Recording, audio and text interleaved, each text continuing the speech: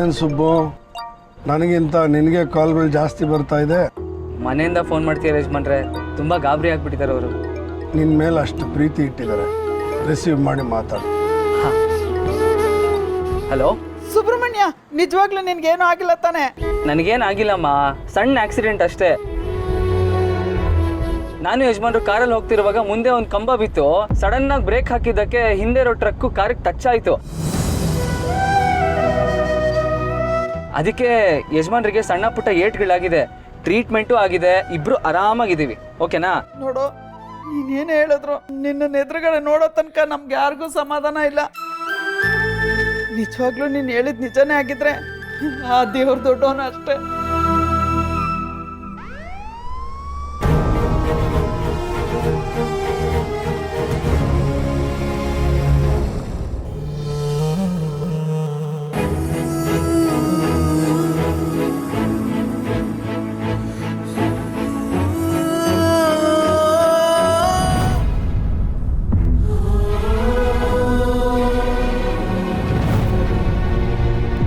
ಇವತ್ತು ಎದುರುಗಡೆ ಬಂದಿದ್ದಕ್ಕೆ ಅವ್ನ ಜೀವನ ಕಳ್ಕೊಳ್ಳೋ ಹಾಗಾಗುತ್ತೆ.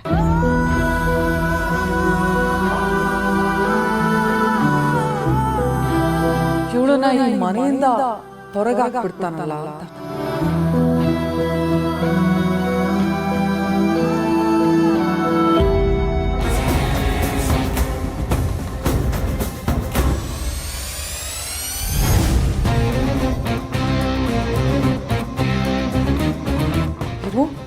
ಹೇಗಿದೆಯಾ? ನಿನ್ನೆ ಈ ಸ್ಥಿತಿಯಲ್ಲಿ ನೋಡಕ್ಕಾಗ್ತಿಲ್ಲ.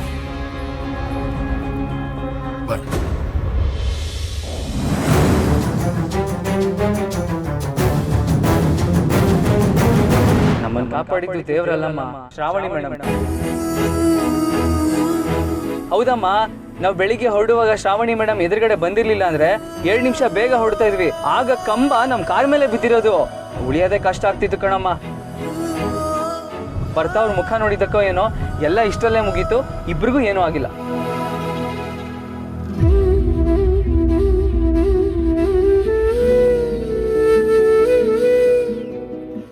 ಯಜಮಾನ್ರೆ, ಈಗ ಹೇಗಿದ್ದೀರಾ?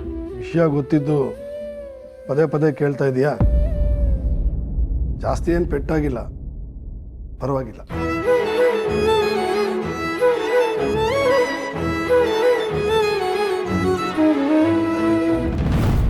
ಏನಾಗಿದೆ ಇವನಿಗೆ? ಅವಳು ನೋಡಿ ಸುನಾಮಿ ಆಗ್ತಾನೆ ಅನ್ಕೊಂಡ್ರೆ ಸುಮ್ಮನಾಗ್ಬಿಟ್ನಲ್ಲ. ಇದನ್ನ ಇಷ್ಟಕ್ಕೆ ಬಿಡಬಾರ್ದು.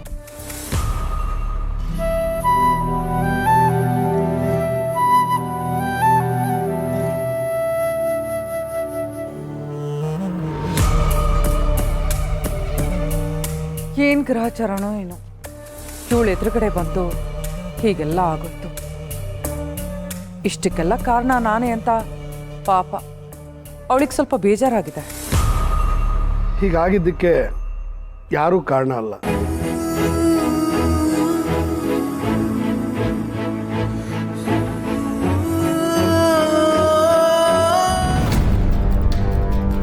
ಏನೋ ಬ್ಯಾಡ್ ಟೈಮ್ ಇಷ್ಟಕ್ಕೆ ಮುಗೀತಲ್ಲ ಅಂತ ಸಂತೋಷ ಪಡಬೇಕು ಅಷ್ಟೆ.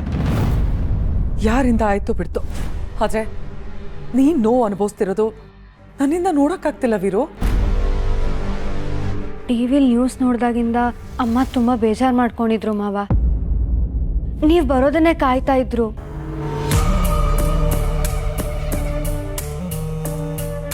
ಅದೆಲ್ಲ ಯಾಕಮ್ಮ ಈಗ? ದೇಹಕ್ಕೆಲ್ಲೇ ನೋವಾಗಿದ್ರು ನೀರು ಬರೋದು ಕಣ್ಣಲ್ಲೇ ತಾನೆ. ಚಿಕ್ಕ ವಯಸ್ಸಿಂದ ಕಣ್ಣಲ್ಲಿ ಕಣ್ಣಿಟ್ಟು ನೋಡ್ಕೊಂಡಿದ್ದೀನಿ. ನನಗೆ ಸ್ವಲ್ಪ ನೋವಾದ್ರೂ ನನ್ನ ಕಣ್ಣಲ್ಲಿ ರಕ್ತ ಬರುತ್ತೆ ವೀರು. ನೋಡು, ನೀನು ಹುಷಾರಾಗೋವರೆಗೂ ಚೆನ್ನಾಗಿ ರೆಸ್ಟ್ ಮಾಡು.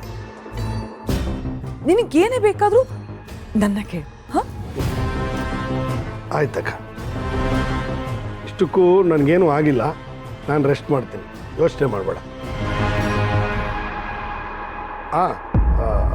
ನಾನು ಪೂರ್ತಿ ಹುಷಾರಾಗೋವರೆಗೂ ಈ ಬಿಸ್ನೆಸ್ ವಿಚಾರ, ಪೊಲಿಟಿಕಲ್ ಮೀಟಿಂಗ್ ಆಗಲಿ, ಪಾರ್ಟಿಯವ್ರ ಹತ್ರ ಮಾತಾಡೋದು ಎಲ್ಲ ಸ್ವಲ್ಪ ನೀನೇ ಹ್ಯಾಂಡ್ಲ್ ಮಾಡಬೇಕು. ನನಗೆ ಈ ಫೈಲ್ಗಿಲೆಲ್ಲ ನೋಡೋಕ್ಕಾಗಲ್ಲ. ಹಾಗಾಗಿ ನೀನೇ ಫೈಲೆಲ್ಲ ಚೆಕ್ ಮಾಡಿ ಸಿಗ್ನೇಚರಿಗೆ ಮಾತ್ರ ನನ್ನ ಹತ್ರ ಬರಬೇಕು.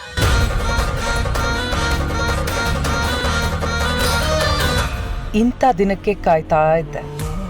ಗಾಳ ಹಾಕಿ ಕೂತಿದ್ರೆ ಮೀನು ತಾನಾಗೇ ಬಂದು ಬಲೆಗೆ ಬಿದ್ದಿದೆ. ಯಾಕೆ ಸುಮ್ಮನೆ ನಿಂತಿದೀಯಾ? ಎಲ್ಲ ಜವಾಬ್ದಾರಿನೂ ನಿನಗೆ ತಗೊಳಕ್ಕೆ ಭಯನಾ? ಇಷ್ಟಕ್ಕೂ ನಿನಗೆ ತಿಳಿದೇ ಇರೋದೇನಿದೆ?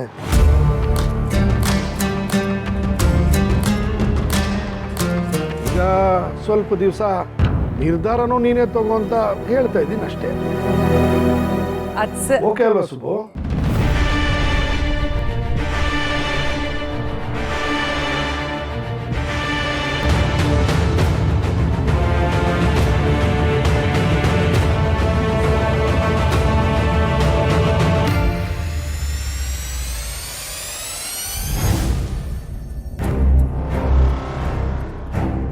ಸರಿ ಯಜಮಾನ್ರೆ.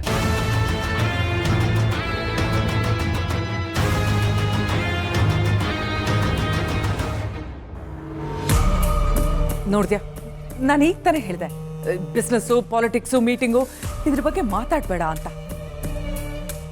ನಾಡಿ ರೆಸ್ಟ್ ಮಾಡು. ತಾಯಿ ಹಾಗೆ ನೋಡ್ಕೊಂಡವಳಿಗೆ ತಾಯಿಯಾಗೆ ಆರ್ಡ್ರ್ ಮಾಡೋ ಅಧಿಕಾರನೂ ಇದೆ. ಯಾರಮ್ಮ ಇಲ್ಲ ಅಂದಿದ್ದು? ಈ ಮನೆಯಲ್ಲಿ ಎಲ್ಲ ನಿರ್ಧಾರನೂ ನಿಂದೆ.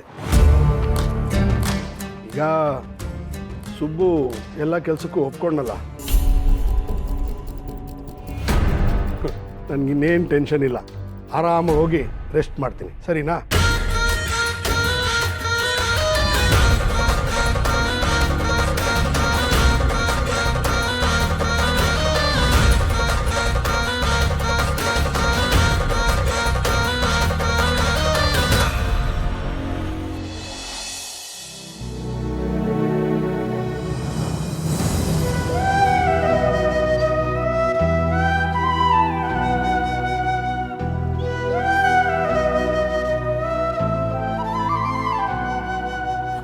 ನೀರು ಬೇಡಮ್ಮ.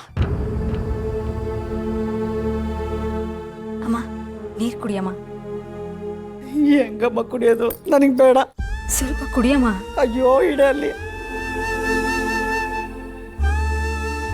ಅಳ್ಬೇಡಮ್ಮ, ಧೈರ್ಯವಾಗಿರು. ಅವನಿಗೇನು ಆಗಿರಲ್ಲಮ್ಮ, ಬರ್ತಾನೆ.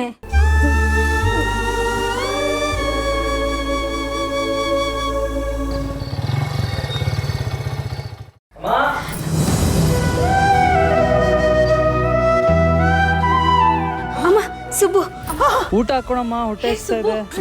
ನಿನಗೇನು ಆಗಿಲ್ಲ ತಾನೆ? ನಿನಗೇನೋ ಆಗೋಯ್ತು ಅಂತ ನಾವೆಲ್ಲ ಗಾಬರಿ ಆಗ್ಬಿಟ್ಟಿದ್ದೆ ಕಣೋ. ಸುಬ್ರಹ್ಮಣ್ಯ, ಬೆಳಿಗ್ಗೆನೆ ಟಿವಿನೆಲ್ಲ ನ್ಯೂಸ್ ನೋಡಿದ ತಕ್ಷಣ ನಮ್ಮ ಎದೆ ಬರ್ತಾನೆ ನಿಂತೋಗಿತ್ತು. ಆ ದೇವ್ರ ದೊಡ್ಡವನು ನಿನ್ನ ಉಳಿಸ್ಕೊಟ್ಬಿಟ್ಟಪ್ಪ. ಸುಬ್ಬು ಆರಾಮಾಗಿದ್ಯಾ ತಾನೆ? ನಿನ್ಗೇನು ಆಗಿಲ್ಲ ತಾನೆ? ಎಷ್ಟು ಭಯ ಆಗೋಯ್ತು ಗೊತ್ತಾ? ಅಣ್ಣ ಏನಾಯ್ತು? ಯಾಕೆಲ್ರು ಇಷ್ಟೊಂದು ಟೆನ್ಷನ್ ಮಾಡ್ಕೊಂಡಿದ್ದೀರಾ? ನನ್ಗೇನು ಆಗಿಲ್ಲ ಅಂತ ಹೇಳ್ದೆ ತಾನೆ. ನೀನೇನೋ ಹೇಳ್ತೀಯ ಸುಬ್ಬು. ನಿನ್ನ ಮುಖ ನೋಡೋವರೆಗೂ ನನ್ನ ಜೀವ ಪದ್ರಗುಟ್ಟೋಗ್ಬಿಟ್ಟಿತ್ತು ಕಣೋ. ನೋಡು, ನೀನೇನು ಹೇಳಿದ್ರು ಸರಿ. ನಿನ್ಗೇನಾರು ಆಗಿದ್ದಿದ್ರೆ ನಿಜವಾಗ್ಲೂ ನಾವ್ಯಾರು ಉಳಿತಾ ಇರ್ಲಿಲ್ಲ. ಓ ಬಿಡ್ತು ಅನ್ನಮ್ಮ. ನೀನು ಮನೆ ಮಗ ಮಾತ್ರ ಅಲ್ಲ ಕಣೋ, ನೀನು ನಮ್ಮೆಲ್ಲರೂ ಪ್ರಾಣ ಕಣೋ. ಸುಬ್ಬು, ನಮಗೇನಾದರೂ ತೊಂದರೆ ಆದರೆ ತಂದೆ ಸ್ಥಾನದಲ್ಲಿ ನಿಂತು ಕಾಪಾಡೋದಕ್ಕೆ ನೀನಿದೆಯಾ. ಆದರೆ ಇವತ್ತು ನಿನಗೆ ತೊಂದರೆ ಆದಾಗ ಅದು ಯಾರನ್ನು ಕರೆದಿತ್ಯೋ, ಅದೆಷ್ಟು ನೋವು ಅನುಭವಿಸಿರ್ತೀಯ ಅಂತ ನೆನೆಸ್ಕೊಂಡು ಹತ್ಬಿಟ್ಟೆ ಕಣೋ, ಹತ್ಬಿಟ್ಟೆ.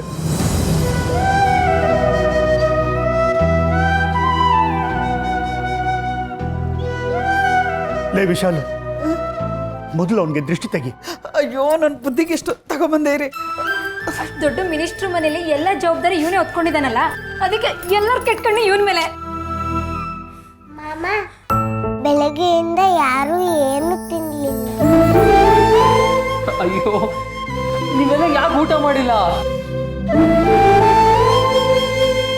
ನಿನಗೀಗ ಆಗಿದೆ ಅಂತ ಗೊತ್ತಾದ್ಮೇಲೆ ಗಂಟ್ಲಲ್ಲಿ ಅನ್ನ ಇಳಿತೇನೋ. ಈ ಕಡೆ ತಿರ್ಗೋ ನೀನು. ಆಳ್ಕಣ್ಣು ಮೂಳ್ಕಣ್ಣು ಪೀಡೆ ಕಣ್ಣು ಪಿಚತಿ ಕಣ್ಣು ಯಾವ ಕಣ್ಣು ತಾಗ್ತಿರ್ಲಿ ನನ್ನ ಮಗಿ ಮೇಲೆ ಉಗ್ಯಪ್ಪ ಉಗಿಯೋ ಎಲ್ಲದಕ್ಕೂ ನಾಚ್ಕೋತಿಯಲ್ಲ. ಅಣ್ಣ ನಿನ್ನ ನೋಡಿ ನಮಗೆಲ್ಲ ಎಷ್ಟು ಸಂತೋಷ ಆಗ್ತಿದ್ಯೋ, ಶ್ರೀವಲ್ಲಿಗೂ ನಮಗಿಂತ ಜಾಸ್ತಿ ಸಂತೋಷ ಆಗ್ತಿದೆ.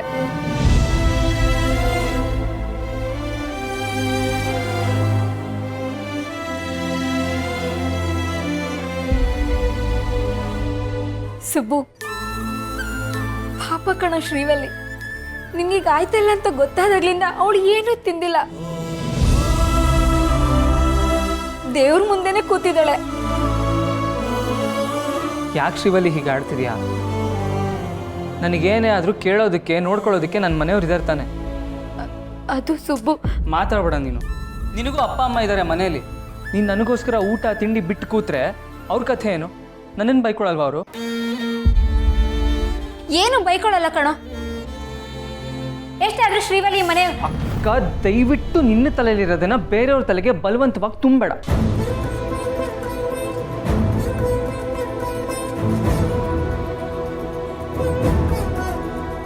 ಶ್ರೀವಲ್ಲಿ, ಮನೆಗೆ ಹೊರಡು ನೀನು.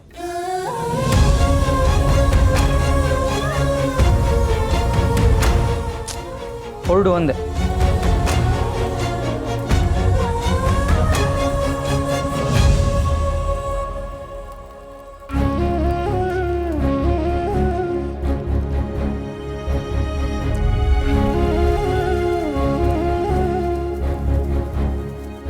ಸುಬ್ರಹ್ಮಣ್ಯ, ಅಷ್ಟು ಹೊಟ್ಟೆ ಹಸು ಅಂತಿದ್ದಲ್ಲಪ್ಪ, ಮೊದಲು ಬಂದು ಊಟ ಮಾಡು ಬನ್ನಿ.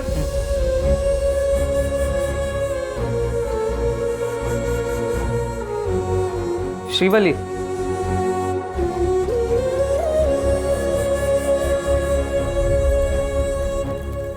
ನೀನು ನನಗೋಸ್ಕರ ಉಪವಾಸ ಇದ್ದೆ. ನೀನು ಮನೆಗೆ ಹೋಗಿ ಊಟ ಮಾಡೋವರೆಗೂ ನನಗೂ ಊಟ ಸೇರಲ್ಲ.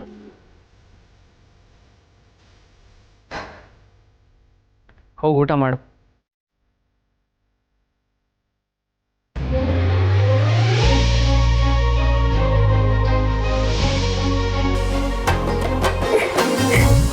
ಇಷ್ಟು ಪ್ರೀತಿ ಇದ್ರು ಬೈತ್ಯ ಅಲ್ವಾ? ಮದ್ವೆ ಆಗ್ಲಿ, ಇದಕ್ಕೆಲ್ಲ ಬಡ್ಡಿ ಸಮೇತ ಕೊಡ್ತೀನಿ.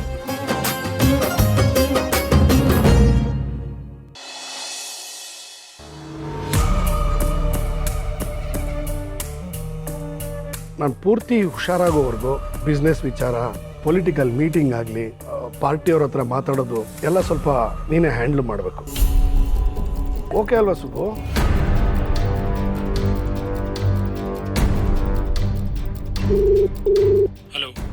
ಈ ಮನೆ ನನ್ನ ಕಂಟ್ರೋಲಲ್ಲಿರುತ್ತೆ ಅನ್ಕೊಂಡಿದ್ದೆ, ಆದರೆ ಇಲ್ಲಿ ಪರಿಸ್ಥಿತಿ ನನ್ನ ಕೈ ಮೀರಿ ಹೋಗಿದೆ. ಇಡೀ ಸರ್ದೇಸಾಯಿ ಸಾಮ್ರಾಜ್ಯನ ನಾನು ಒಬ್ಳೇ ನಿಂತು ಕೈವಶ ಮಾಡ್ಕೋಬೋದು ಅಂತ ಅನ್ಕೊಂಡಿದ್ದೆ.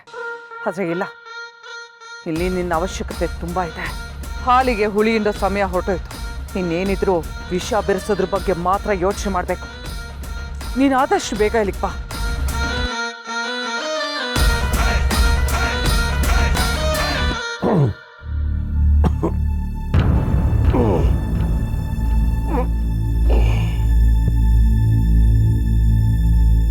ವಿಜಯ, ವಿಜಯ, ವಿಜಯ,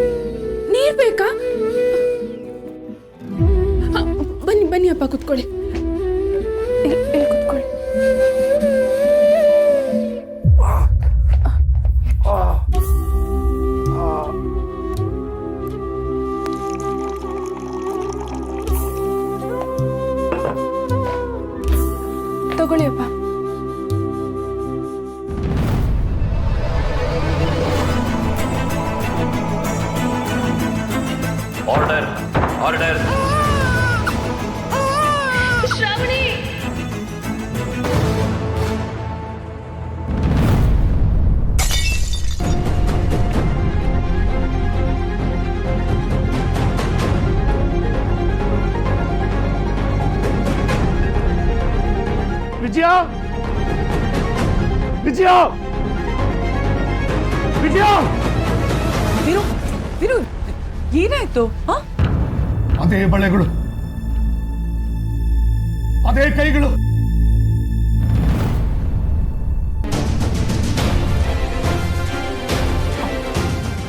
ಇದು ನಾನು ಇವಳಿಗೆ ಹೇಳಿದೆ ಹಾಕೋಬೇಡಮ್ಮ ಅಂತ,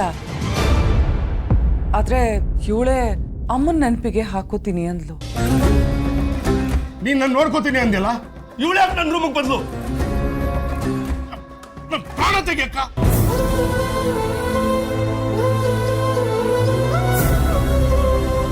ಅವಳ ನೆರಳು ನನ್ನ ಮೈ ಮೇಲೆ ಬಿದ್ರೇನೆ ಸುಟ್ಕೊಳ್ಳೋಣ ಅನ್ಸುತ್ತೆ.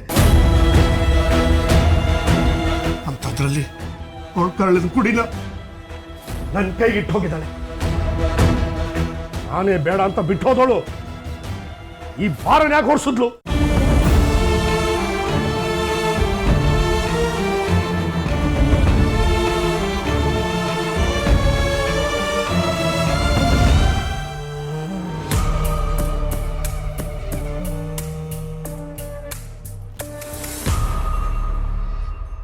ಅವಳು ಮಾಡಿರೋ ತಪ್ಪಿಗೆ ಪಾಪ ಇವಳಿಗೆ ಯಾಕೆ ಶಿಕ್ಷೆ ಕೊಡ್ತೀಯ ವೀರು?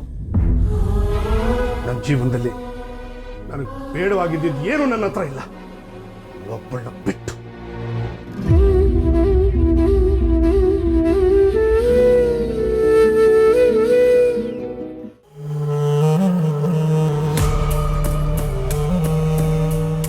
ಶ್ರಾವಣಿ, ಅವನ ಮನ್ಸು ಸರಿ ಇಲ್ಲ, ನಾನು ಅವನಿಗೆ ಸಮಾಧಾನ ಮಾಡ್ತೀನಿ.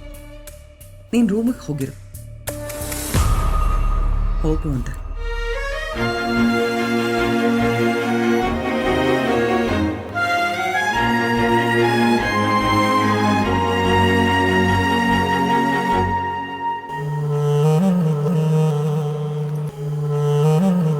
ವೀರು, ಬಾ ಕೂತ್ಕೊ. ಬಾ.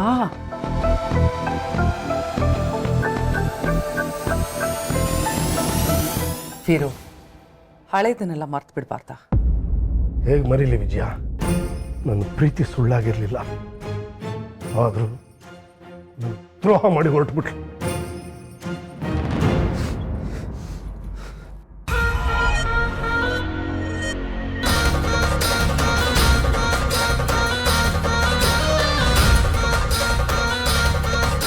ಯಾಕೆ ಆಯಾಸ ಮಾಡ್ಕೋತೀಯ? ಸ್ವಲ್ಪ ಹೊತ್ತು ರೆಸ್ಟ್ ಮಾಡು. ಸಾವು ಒಂದೇ ಸಲ ಬರೋದು ಅಂತಾರೆ, ಆದರೆ ನಾನು ಪ್ರತಿ ದಿನ ಸಾಯ್ತಾ ಇದ್ದೀನಿ. ಕಹಿ ನೆನಪುಗಳು ಮನೆ ತುಂಬ ಆವರಿಸ್ಕೊಂಡ್ಬಿಟ್ಟಿದೆ. ಹೇಗೆ ಬರೀಲಿ ವಿಜಯ?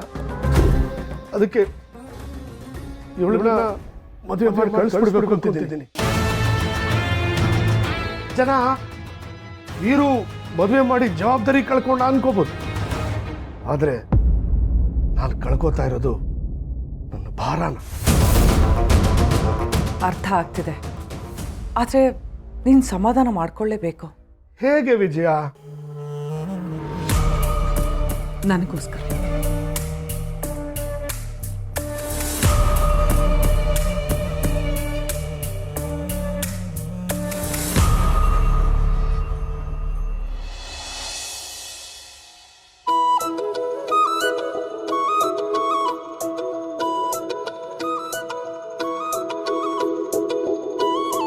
ಪಿಂಕಿ, ಏನ್ ಹಾಗೆ ನೋಡ್ತಾ ಇದ್ಯಾ?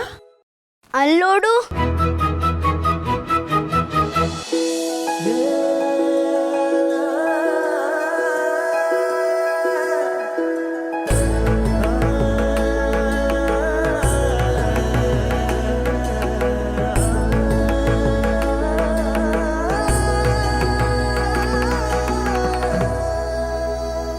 ಅಕ್ಕ, ನಿಮ್ಗೆ ಯಾವಾಗಿಂದ ಫ್ರೆಂಡ್ಶಿಪ್ ಆಯ್ತು ದೇವ್ರ ಜೊತೆ? ನಾನು ಕೇಳಿದನ್ನ ನಡ್ಸ್ಕೊಟ್ನಲ್ಲ ಆಗಿಂದ. ಅಂಥದ್ದೇನು ಕೇಳಿದ್ದೆ ನೀನು? ಅಪ್ಪಂಗೆ ಆಕ್ಸಿಡೆಂಟ್ ಆಯ್ತು ಅಂತ ನನ್ನ ಎದೆನೇ ಹೊಡೆದೋಗಿತ್ತು.